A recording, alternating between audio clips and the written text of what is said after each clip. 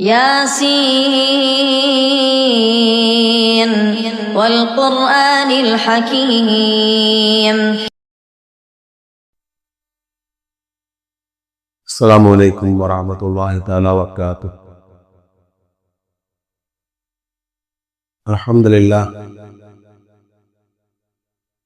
அன்புக்கும் நினைத்திருக்கும் உரிய அல்லாஹுவின் நல்லடியார்களே, அருமை சகோதரர்களே,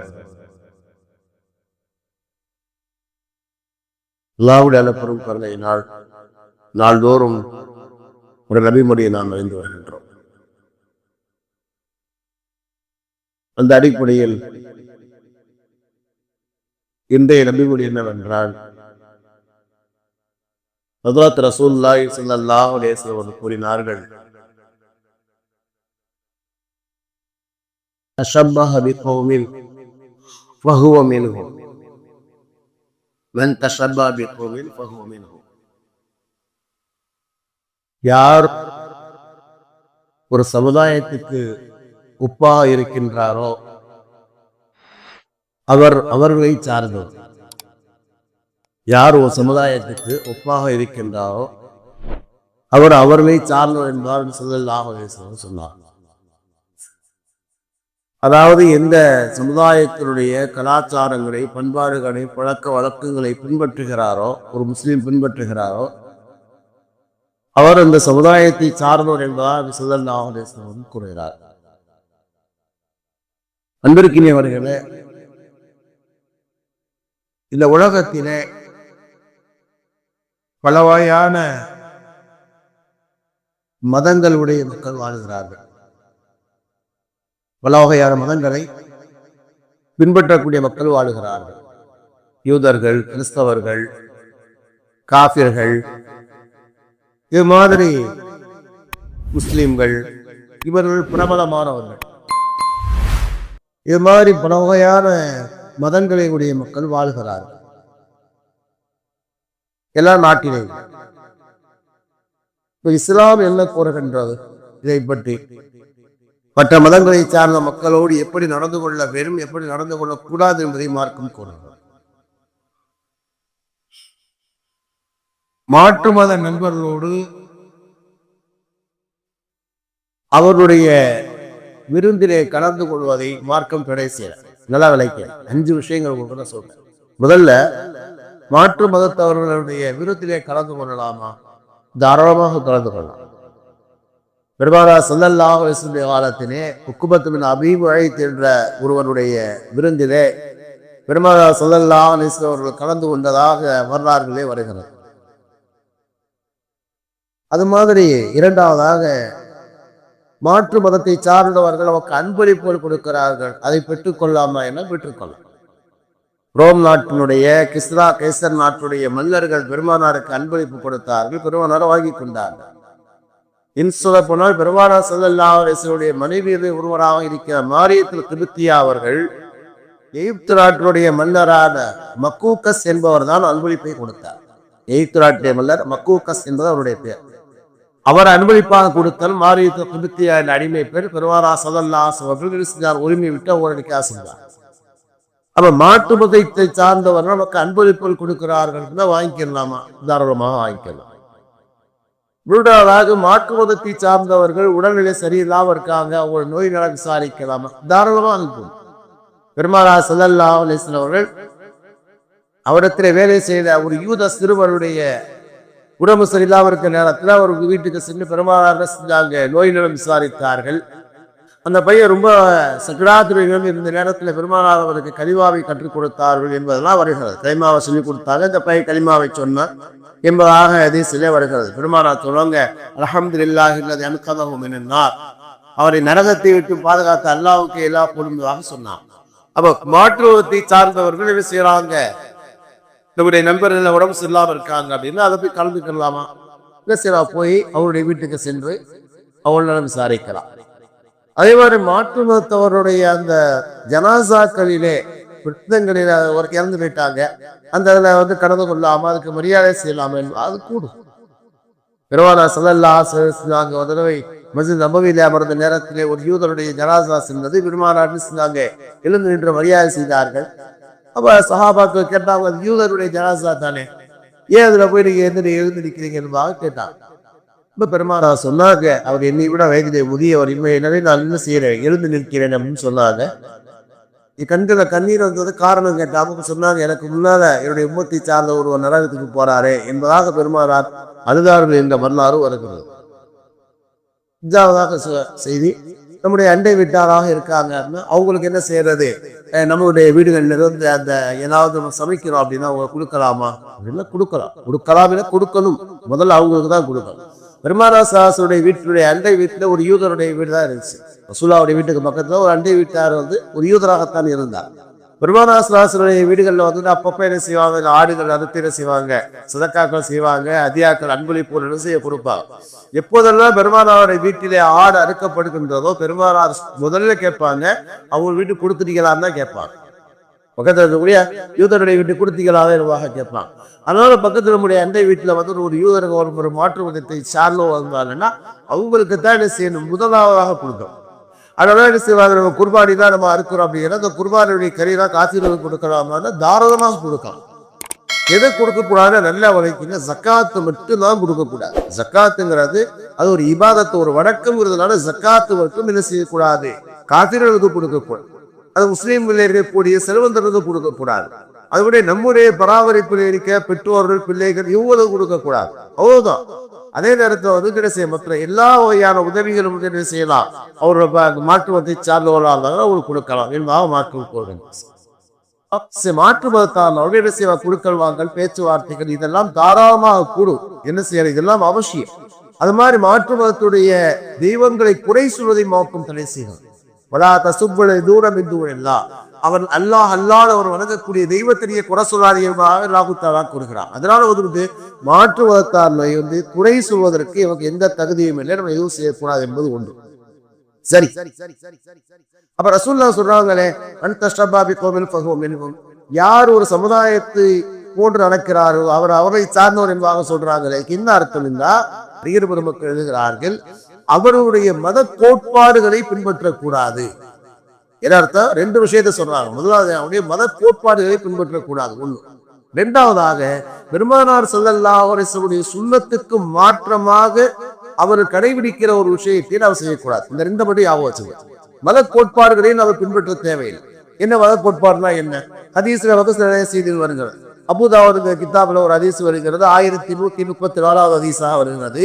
அனஸ் இப்னு மாலிக் அறிவிக்கிறாங்க, பெருமானார் ஸல்லல்லாஹு அலைஹி மதீனாவுக்கு வர்றாங்க. மதீனாவில் வருகிற நேரத்துல 2 நாட்களை என்ன செய்தாங்க, அந்த மக்கள் கொண்டாடக்கூடிய தினமாக கடைபிடிச்சு வந்தாங்க. அப்ப பெருமானார் கேட்கிறாங்க, என்ன நீங்க இந்த 2 நாட்கள்ல என்ன கொண்டாடுறீங்களே, என்ன காரணம் என்பதாங்க. சஹாபாக்கள் சொல்றாங்க, குன்னா விலாது ஃபீஹிமல் ஜாஹிலியா, அறியாமை காலத்திலே நாங்கள் என்ன செய்வோம், அந்த நாளை கொண்டாட்டக்கூடிய தினமாக நாங்கள் கடைபிடிக்க சொன்னாங்க. இப்ப பெருமானார் சொன்னாங்க, இன்னல்லாஹ் கத அபுதலக்கும் பிஹிமா கைரம் மின்ஹுமா, இந்த 2 நாட்களை விட சிறந்த 2 நாட்களை அல்லாஹ் தஆலா உங்களுக்கு கொடுத்திருக்கிறார். ஒன்று ஈதுல் அல்ஹா, ஈதுல் ஃபித்ர்னு சொன்னாங்க. அது மாதிரி என்ன செய்யறது, அந்த மாற்று மதத்தினுடைய அந்த கொண்டாட்டங்களே நாம் கலந்து கொள்ளக்கூடாது. ஒரு கொண்டாட்டங்கள் நடக்கிறது, அந்த கொண்டாட்டங்களை போய் கலந்து கொள்ளக்கூடாது. வல்லதீன லா யஷ்ஹதுன ஸூர், அல்லாஹ் கூறுகிறான் 25வது சூராவுடைய 72வது வசனத்தில் அல்லாஹ் சொல்லுவான், அவர்கள் என்ன செய்யாங்க, வீணான காரியத்திலே கலந்து கொள்ள மாட்டார்கள். இப்படிதான் அந்த ஸூருங்கிறதுக்கு என்ன சொல்றாங்க அப்படின்னா, ஆயாதுல் முஷ்ரிக்கீன். இப்ராஹிம் அப்பாஸ் சொல்றாங்க, அந்த முஷ்ரிக்கீன்கள் காஃபிர்களுடைய அந்த என்ன செய்யறது, அந்த விழாக்களிலே அந்த திருவிழாக்களிலே கலந்து கொள்ளக்கூடாது என்பதாக அவங்க சொல்றாங்க. மாற்று மதத்தினுடைய கலாச்சாரங்களை நம்ம பின்பற்றக்கூடாது. மாற்று மதத்துடைய கலாச்சாரங்களை நம்ம பின்பற்றக்கூடாது. பெருமானார் ஸல்லல்லாஹு அலைஹி வஸல்லம் ஒரு தடவை ஒரு சஹாபாக்கள் வந்தாங்க, சொன்னாங்க, அல்லாஹ்வுடைய தூதரே, யூதர்கள் ஹைதுடைய காலங்களிலே தன்னுடைய வீட்டினுடைய பெண்களோடு சாப்பிடுவது இல்லை, அவங்கள வீட்டை விட்டு ஒதுக்கி வைக்கிறாங்க. இதை பற்றி என்ன விளக்கம்னு கேட்கிறாங்க.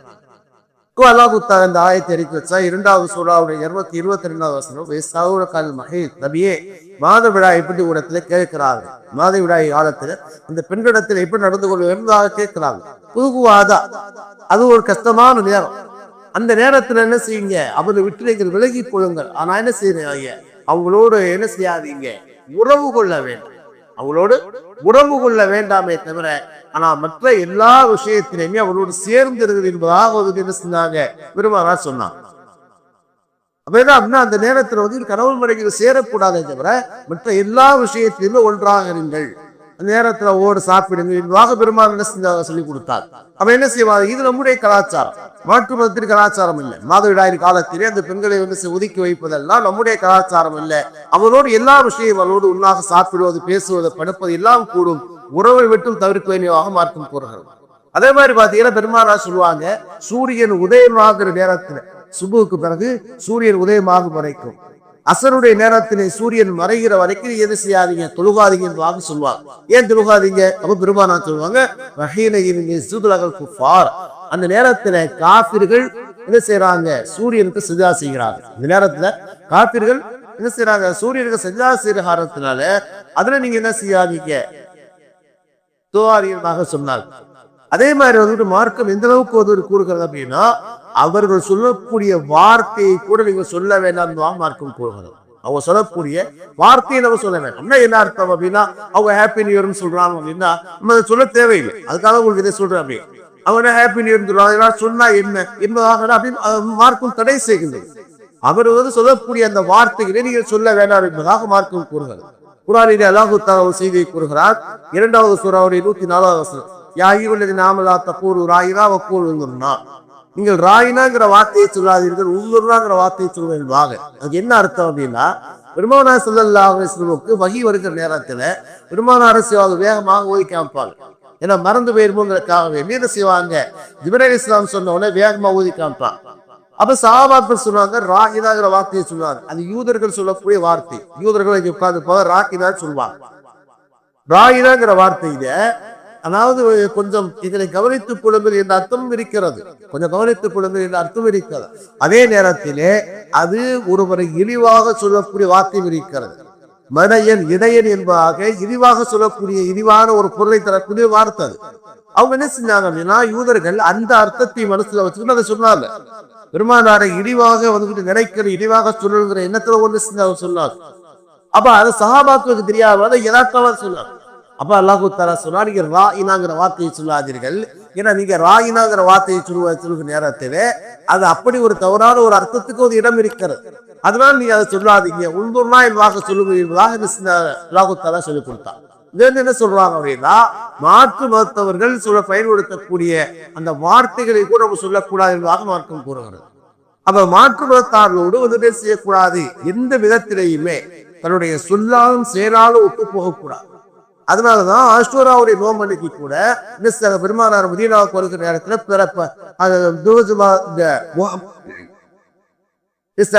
ஆஷ்டூராவுடைய அன்னைக்கு என்ன செஞ்சாங்க, முஹர்ரம் 10 நோம்பு வச்சிருந்தாங்க. இப்ப சஹாபாக்கள் யூதர்கள் நோம்பு வச்சிருக்காங்க.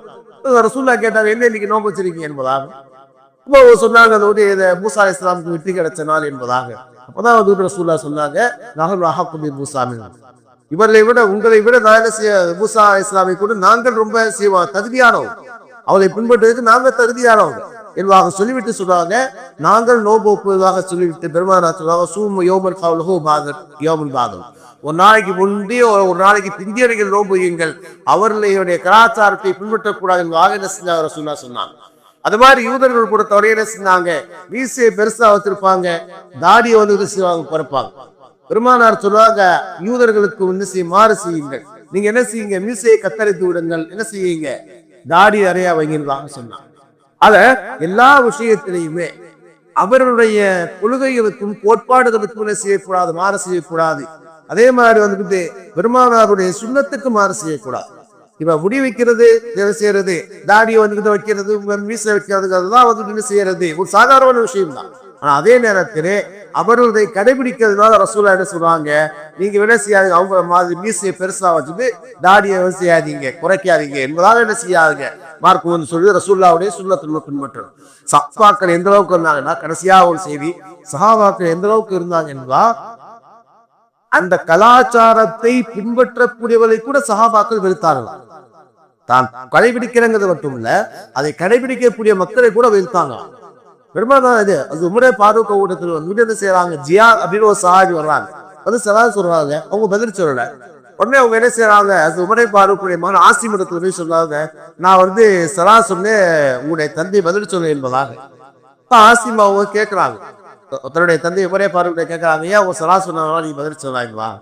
அவங்க சொன்னாங்க, ஜியாத் இடத்திலே வருகிற நேரத்திலே தைலசான் என்று சொல்லக்கூடிய யூதர்கள் அணியக்கூடிய ஆடை என்ன செய்யாத ஆடை அவர் அணிந்திருந்தார். அவர் ஆடை அணிந்திருந்தார்.